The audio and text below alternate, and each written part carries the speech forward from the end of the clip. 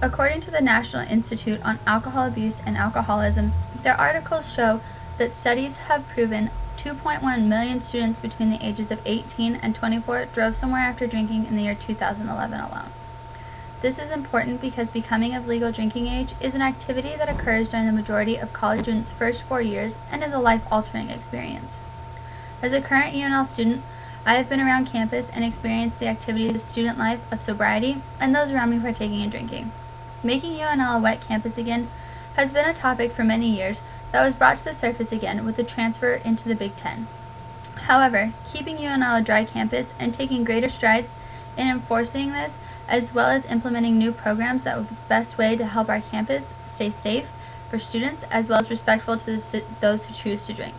So, let us begin by looking at how UNL is currently run as a dry campus and how the presence of alcohol still plays a large role on this campus.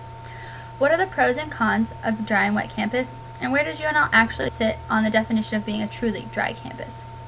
Finally, ultimately, what are the changes that we can make to the social norm of heavy drinking as well as to campus to improve the situations here?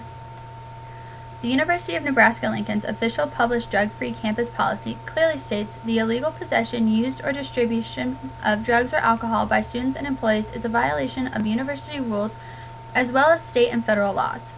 But what this statement means and what actually occurs on campus are two extremely different things. The university says they have a strict policy on drinking on campus, as well as drunkenness in public and other secondhand effects of heavy drinking when on campus.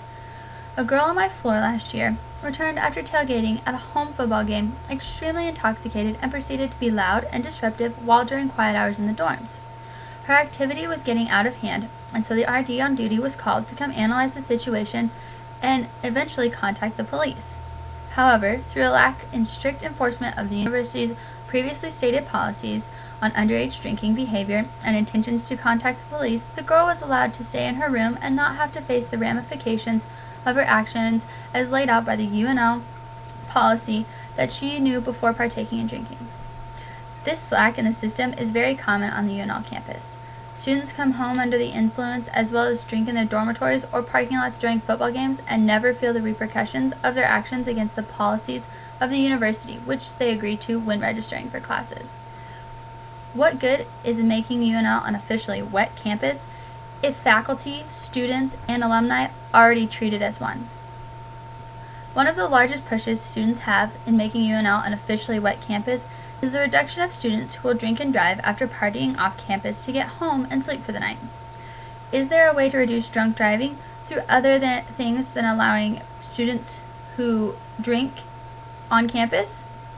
Well, the Colorado State University's website is they are a wet campus. However, they still proudly and publicly advertise their program called Ramride, which is a safe service and free service to students of the university to receive rides home from any location in the local town to their dormitory or their house if drinking has been involved or even if they just don't feel safe but are completely sober. UNL does have a program similar to this according to Net News Nebraska's article from 2011, and it's called 475 Ride. While this article does make this program prevalent and it does still exist on campus, students do not know about it. In an interview with several of my classmates, no one had heard of this program. It's not advertised to incoming freshmen during orientation as a form of safety they have at their disposal if they're in a situation off campus where they feel in danger, even if drinking is not involved, as a way for them to get home safely. Having this program at UNL is great. It shows that the student body doesn't know about the program, and it does little good even though it's here. UNL should take pride in having a program like this to ensure the safety of their students. It's a responsible way for the university to not only ensure the safety of the students who do decide to partake in activities off campus, but it also ensures the safety and the peace and quiet of students who remain on campus. The program is put on by ASUN by finding information on the subject matters through UNL sites and is nearly impossible. The only mention of it on UNL site is a brief UNL news release. 475 Ride is a safe ride to the finish line, published on the website in September 2012, but there have been no publications since, as well as no advertising or publicity about it for the students who have come to campus since this was published. The Daily Nebraskan, the Odyssey, as well as the dormitories would be a perfect place to hang posters, post ads, or anything just to let students be aware of this. The university's stance on how dangerous drinking and driving is important, and it should be known, and so students feel comfortable asking for help and knowing that it's okay to get a ride home instead of driving under the influence and fitting the social norm.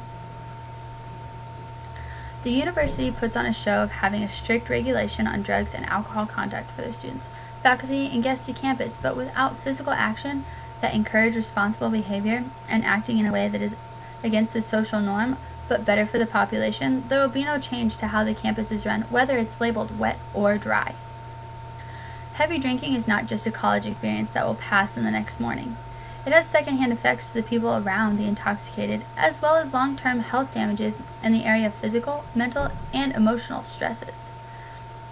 The problem at hand isn't where college and underage binge drinking occurs, but rather the lack of morals that exist which follow this harmful behavior to occur. It's time to be responsible and not only educate ourselves about the personal and secondary effects of heavy drinking, but to change the social norm for highlighting extreme intoxication.